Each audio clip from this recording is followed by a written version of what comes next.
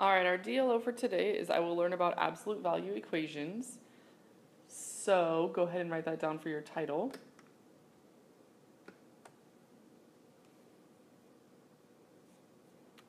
And we're going to do a few examples today. So we have some notes on the right-hand side and some examples on the left-hand side. So let's go ahead and look at them.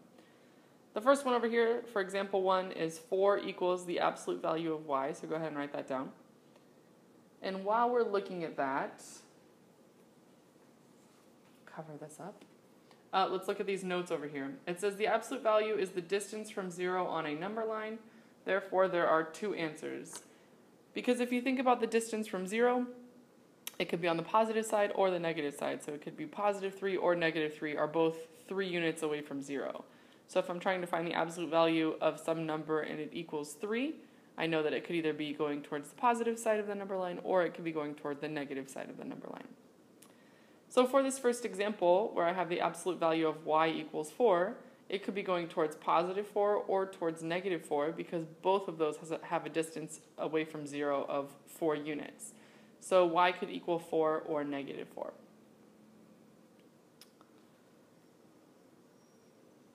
So there's our first example. For example number 2, we have the absolute value of n plus 3 equals 7.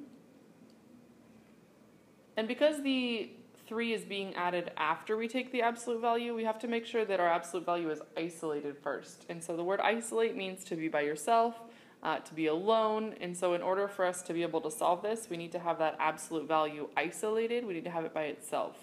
So right now that 3 is bothering the absolute value because it is on the same side of the equation as the absolute value.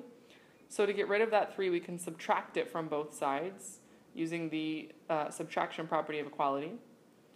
So notice over here it says you have to isolate the absolute value before you split it into two equations. So make sure that you have that written down as well. So we subtract 3 from both sides. On the left-hand side, the 3 and the negative 3, those are additive inverses, so those are going to add to 0. On the right-hand side, we have 7 minus 3, which is 4. So we have the absolute value of n equals 4. And now it's actually exactly like number 1 up at the top. If some number has an absolute value of 4, it means it could either be 4 on the positive side of the number line or the negative side of the number line. So our two answers are going to come out to be n equals 4 and n equals negative 4. So make sure you have all of these written down so far.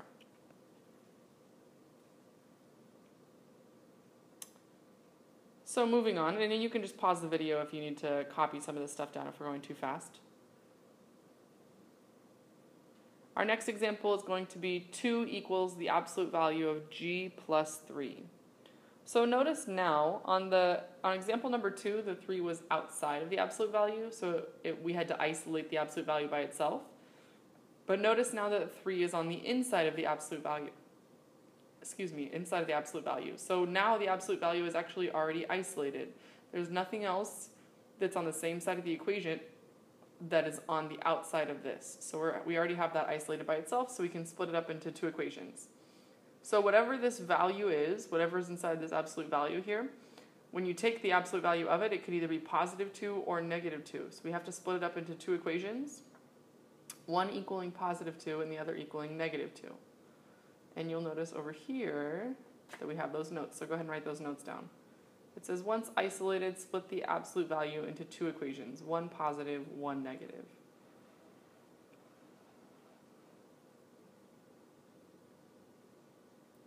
So we split it up into positive 2 and negative 2.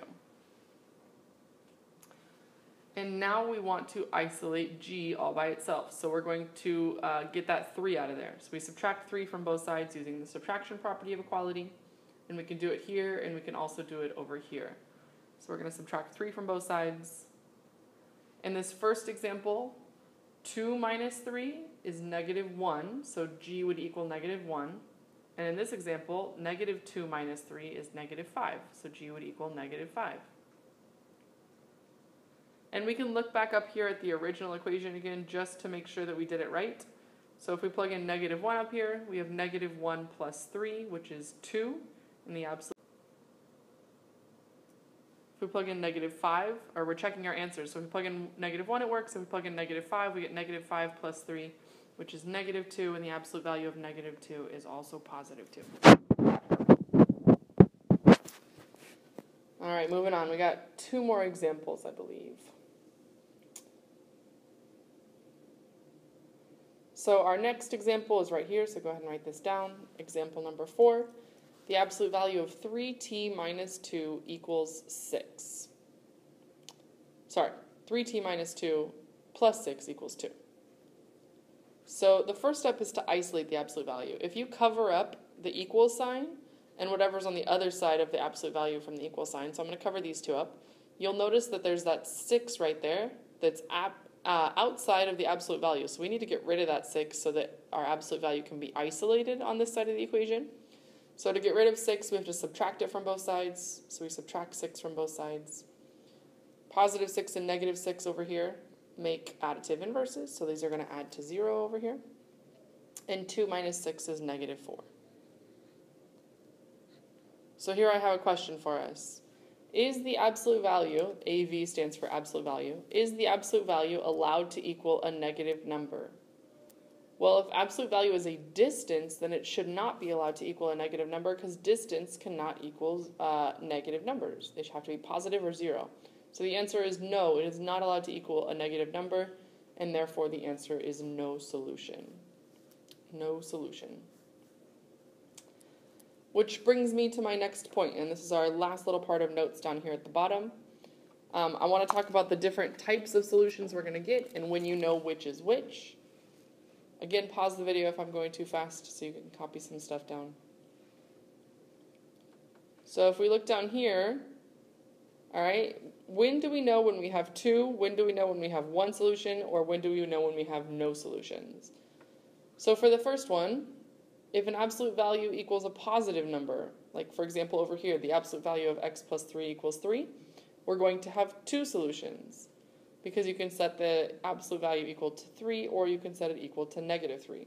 And when you subtract the 3 from both sides, you'll get 2 answers.